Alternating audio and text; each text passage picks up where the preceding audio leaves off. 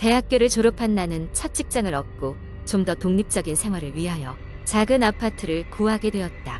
직장과 가까운 곳에 위치한 아파트는 외관상으로는 정말 깔끔하고 관리도 잘 되어 있는 듯 보였다. 게다가 월세도 적당해서 더할 나위 없었다. 입주를 결정한 며칠 후 짐을 모두 옮기고 6층의 704호에 자리를 잡게 되었다. 하루는 설레는 마음에 직접 요리를 준비해 저녁으로 먹어가며 새로운 보금자리를 즐기고 있었다. 그런데 밤 11시가 넘었을 무렵 갑자기 아파트 전체가 정전이 되었다. 짙은 어둠 속에 홀로 남겨진 나는 다소 겁이 났지만 보안 시스템이 잘 되어 있으니 괜찮을 것이라 스스로를 달랬다. 한참 후 전기가 다시 들어왔고 나는 밀린 TV 프로그램을 시청하며 안정을 찾았다. 그런데 잠시를 들기 직전 어디선가 흐느끼는 소리가 들려왔다. 벽 너머에서 울리는 소리인지 아니면 외부에서 들려오는 소리인지 분간하기 어려웠다. 별다른 의미를 두지 않으려 했지만 그날 밤은 이상하게 뒤척이다가 잠이 들었다. 며칠이 지났고 어느새 704호에 이사온 지 일주일이 되어갈 무렵이었다. 그 사이에도 여러 번 정전이 있었고 매번 어김없이 흐느끼는 소리가 따라왔다. 궁금해진 나는 아파트 관리사무소에 들러 혹시 문제가 있는지 물어봤다. 관리인은 다소 난감한 표정으로 6층은 원래 정전이 잦아서 미리 양해 부탁드립니다 라고 말했다. 그러면서 특히 704호에서 종종 소리가 들린다는 민원이 들어오니 무서우신 경우 참지 마시고 언제든 말씀해주세요 라고 덧붙였다. 집으로 돌아오는 길에 마음이 찜찜했다. 내 방에서 들린 소리가 분명하다는 생각이 들었기 때문이다. 그럼에도 별다른 조치를 하지 않고 시간을 보내던 어느 날 새벽 2시 두드리는 소리에 잠이 깼다. 벽을 누군가 손으로 계속 두드리는 듯한 소리였다. 심장이 벌렁벌렁 뛰는 걸 느끼며 나는 침대에서 천천히 몸을 일으켰다. 소리는 끊임없이 계속되었고 나는 용기를 내어 벽에 귀를 대고 집중해 보았다. 그러던 순간 벽 너머에서 분명한 음성이 속삭여왔다. 살려줘. 소름이 돋았다. 뒷걸음질 치며 벽에서 멀어졌고 심장이 터질 듯이 두근거렸다. 그날 나는 도저히 다시 잠을 이룰 수가 없었다.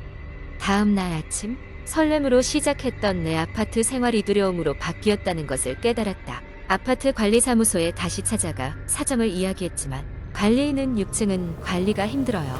워낙 오래된 건물이라 라며 별다른 해명을 하지 못했다. 이후로 나는 매일 밤 비슷한 경험을 하며 점점 지쳐갔다. 어느 목요일 밤이었나 정전이 된 상태에서 그 흐느끼는 소리는 더욱 뚜렷하게 들려왔다. 공포 속에 며칠을 더 보내고 있던 차에 내 상황을 친구에게 얘기해 보았다. 친구는 인터넷에서 어떤 썰을 본 것을 떠올리며 말했다. 혹시 704호가 그 아파트 괴담의 주인공 아니야? 나는 호기심 반, 두려움 반으로 인터넷을 뒤지기 시작했다. 검색 끝에 놀라운 사실을 발견했다.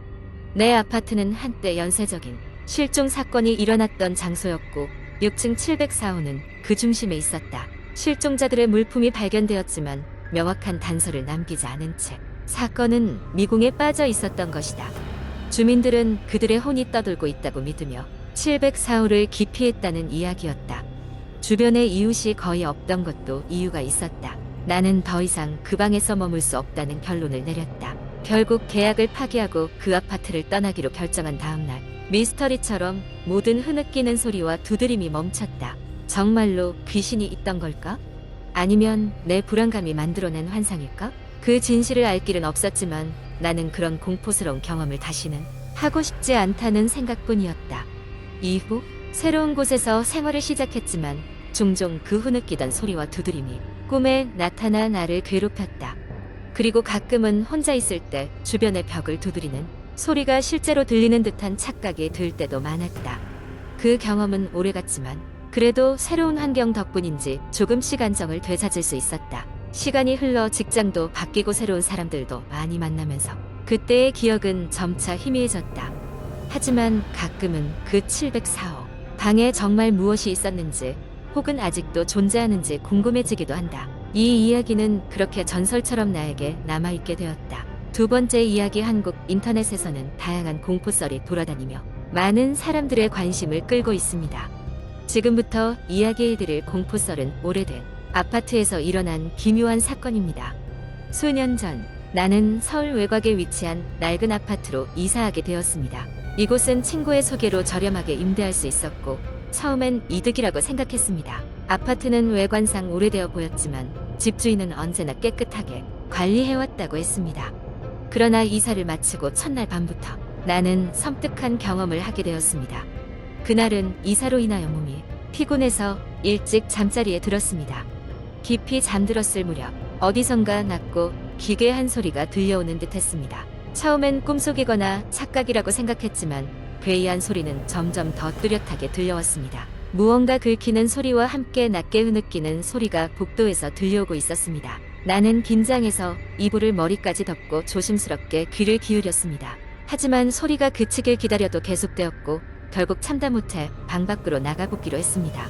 복도에 나선 나는 서늘한 공기가 스치는 것 같은 느낌을 받았습니다. 하지만 놀랍게도 복도는 고요했고 특별한 것은 없었습니다. 그날 밤은 결국 다시 방에 들어가 잠들었지만 마음 한구석에 불안감이 가득했습니다. 며칠 동안 특별한 일은 없었습니다. 하지만 그 주말 이상한 일을 겪게 되었습니다. 주말이라 방 청소를 하던 중 침대 밑에서 낡은 사진 앨범 하나를 발견했습니다. 앨범 속에는 가족 사진들이 가득했지만 사진 속 모든 인물의 얼굴이 흐릿하게 지워져 있었습니다. 그 속에는 지금 내가 살고 있는 아파트의 내부 사진들도 있었습니다. 나는 기분이 나빠져서 앨범을 서랍 깊숙이 넣어두고 잊으려 했습니다. 그날 밤 나는 또다시 이상한 소리에 잠에서 깼습니다. 이번엔 분명하게 들리는 아이의 웃음소리였습니다. 소리는 점점 더 가까워졌고 마치 내 방 안에서 울리는 것 같았습니다. 무서움에 휩싸인 나는 방등을 켰지만 방 안은 텅 빈 공간이었습니다. 더 이상 참을 수 없었고 나는 친구에게 전화를 걸어 도움을 요청했습니다. 친구는 잠깐 와서 머무르기로 했고 나는 마음의 안정을 찾고 싶었습니다. 친구가 도착했을 때 나는 그간 겪었던 이상한 일들을 이야기했습니다. 친구는 처음엔 우전함기려 했지만 내 표정이 너무나도 진지했기에 결국 함께 방을 살펴보게 되었습니다. 그 과정에서 우리는 벽 한쪽이 다른 부분과 색이 미묘하게 다르다는 것을 발견했습니다. 두드려본 결과 그곳은 다른 곳보다 속이 빈 것처럼 들렸습니다. 우리는 작업 도구를 사용해 그 벽을 헐어보았습니다. 그리고 그곳에서 우리는 작은 공간을 발견했습니다. 그 안에는 장난감들과 더불어 어린아이의 은밀한 메모가 적힌 노트가 있었습니다. 메모에는 여기에서 나가지 못해요. 도와주세요. 라는 문구가 되풀이되어 적혀 있었습니다. 우리는 혼란스러웠고 즉시 경찰에 신고했습니다. 다음 날 아침 경찰이 와서 이 아파트의 과거에 대해 조사를 시작했습니다. 얼마 지나지 않아 우리는 충격적인 사실을 알게 되었습니다. 오래전 이 아파트에 살던 한 가족의 아이가 실종된 사건이 있었고 지금까지 해결되지 않은 채로 남아 있었다는 것이었습니다. 그날 이후 나는 더 이상 그 아파트에 머물 수 없었습니다. 급히 짐을 싸서 이사를 갔고 그 일을 감춰두고 살고 있습니다. 이 이야기는 나에게 가장 소름 끼치는 기억으로 남아 있습니다. 오래된 아파트에 무엇이 남아있는지 알 수 없었고 어쩌면 그날 우리가 발견한 메모는 아직도 그곳을 떠돌고 있을지도 모릅니다. 공포스러운 경험이었지만 수수께끼는 아직도 풀리지 않은 채로 남아 있습니다. 이 이야기는 사람들 사이에서 회자되며 그 아파트는 지금도 전해 내려오는 괴담의 중심이 되었습니다. 세 번째 이야기는 한적한 시골 마을에서 시작됩니다. 그곳은 산과 강이 어우러진 자연이 아름답지만 인적이 드문 마을이었습니다. 내성적인 성격을 가진 주인공 민수는 도심에서 바쁘게 살다가 작은 평화와 여유를 찾고자 이곳에 내려와 살기로 결정했습니다. 그는 오래된 목조주택을 싸게 구할 수 있었고 집을 수리하며 새로운 삶을 시작하려 했습니다. 이 집은 오랜 세월 마을의 중심에 자리 잡고 있어 마을 사람들이 교류하는 공간이기도 했습니다. 그러나 최근 몇 년간 집이 비어 있었기에 이사 온 후로 민수는 직접 도배도 하고 낡은 지붕도 손보며 집을 가꾸기 시작했습니다. 그러던 어느 날 밤 민수는 무언가 이상한 소리를 듣게 되었습니다. 그 소리는 집안에서 나는 것이 아니라 마치 멀리서부터 오는 듯 했습니다. 바람 소리라고 생각하고 대수롭지 않게 여기려 했지만 매일 밤 같은 시각에 소리가 들려왔습니다. 소리는 마치 간헐적이고 낮은 속삭임 같았지만 멈추지 않고 지속됐습니다. 민수는 불안한 마음의 소리에 근원을 확인하기로 마음먹고 오랜 세월 버려져 있던 집에 지하실로 내려가 보기로 했습니다. 지하실 문은 녹슬어 있었으나 더욱 이상한 점은 자물쇠가 매우 견고하게 채워져 있었다는 것이었습니다. 그는 그 자물쇠를 열어보기로 결심했고 마을에서 공구를 빌려 다음 날 자물쇠를 열었습니다. 지하실 문을 열자 민수의 눈앞에 펼쳐진 것은 먼지와 거미줄로 가득 찬 공간이었습니다. 하지만 그곳에서 뭔가 이상한 기운이 느껴졌습니다. 섬뜩한 한기와 함께 벽에는 고문서처럼 보이는 종이들이 차곡차곡 쌓여 있었습니다. 민수는 그 문서를 살펴보다가 자신도 모르게 숨을 삼켰습니다. 문서에는 이 집에 얽힌 기묘하고도 두려운 이야기들이 서술돼 있었습니다. 몇 대를 거치며 이 집에 살았던 사람들이 반복적으로 동일한 사고를 당했다는 기록이었습니다. 그 사고들은 주로 밤에 집 근처 산길에서 발생했으며 각 사건의 정황은 마치 무엇에 올린 것처럼 집을 나서 산길을 걷다가 행방불명이 된다는 것이었습니다. 민수는 불안감을 감출 수 없었습니다. 문서를 정리하다 보니 그 사고들이 발생했던 날짜가 반복된다는 점을 알게 되었고 그 날짜는 바로 내일이었습니다. 고심 끝에 민수는 마을의 가장 나이 많은 사람 지영 할머니에게 이 이야기를 꺼내보기로 했습니다.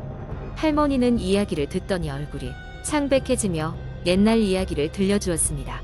이 집은 원래 마을 제사를 지내던 곳이었단다. 그 제사는 산신을 위한 것이었는데 수십 년 전부터 무언가 잘못되기 시작했지. 그 이유는 아무도 알지 못해. 그러나 그 이후로 제사를 지낼 때마다 사람들이 사라졌단다. 민수는 할머니의 조언에 따라 집 주변을 성찰하기 시작했고 무사히 그 밤을 넘기기 위해 필요한 것도 준비했습니다. 밤이 되자 그는 집을 나와 작은 산길로 들어섰고 자신이 준비한 물건들을 관리하며 밤을 새웠습니다. 이상하게도 하늘이 밝아오자 아무 일도 일어나지 않았습니다. 그는 안도의 숨을 내쉬며 집으로 돌아왔습니다. 그러나 집 앞에 서자 믿을 수 없는 광경이 그의 눈앞에 펼쳐졌습니다. 집의 외벽에 어젯밤 보지 못했던 이끄무레한 손자국이 어지럽게 찍혀 있었습니다. 민수는 믿을 수 없는 마음으로 다시 집을 둘러봤고 알 수 없는 공포에 휩싸였습니다. 결국 민수는 집을 떠나기로 결심했습니다.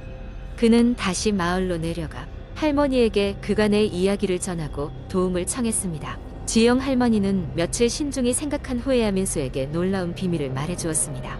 사실 내가 살고 있는 집에는 숨겨진 방이 하나 더 있어. 그 방은 밖에서 볼 수 없는 집 내부 중심부에 감춰져 있는 곳이란다. 그 방을 찾아서 무엇이 있는지 확인하면 비밀을 풀 수 있을지도 모른다. 민수는 할머니의 말을 듣고 마지막으로 집으로 돌아가 숨겨진 방을 찾기로 결정했습니다. 집을 샅샅이 뒤진 끝에 결국 오래된 장롱 뒤에 숨겨진 작은 문을 발견했습니다. 그 문은 열자 부드러운 바람과 함께 작지만 신비한 공간이 나타났습니다. 그 안에는 수백 년 전 마을 제사를 지내던 제단과 도구들이 고스란히 남아 있었습니다. 민수는 그곳을 청소하고 할머니의 도움을 받아 제단을 다시 정비했습니다. 이후 마을 사람들은 산신을 위한 새로운 제사를 정성껏 올리기 시작했고 집에 얽힌 이상한 일들은 점차 사라지게 되었습니다. 민수 역시 그 집에 계속 살면서 그 후로는 훨씬 평화로운 나날을 보낼 수 있었습니다. 이제 민수는 마을에서 제일 중요한 감사절 행사에서 중심 역할을 맡고 있으며 마을 사람들과 더욱 돈독한 관계를 쌓으며 행복하게 살고 있습니다. 그러나 아직도 가끔 그런 예외적인 밤에는 그는 멀리서 오는 속삭임 같은 바람 소리를 들을 수 있었습니다. 이는 그저 과거의 잔재인지 아니면 여전히 이어지는 어떤 기운인지 알 수는 없었습니다.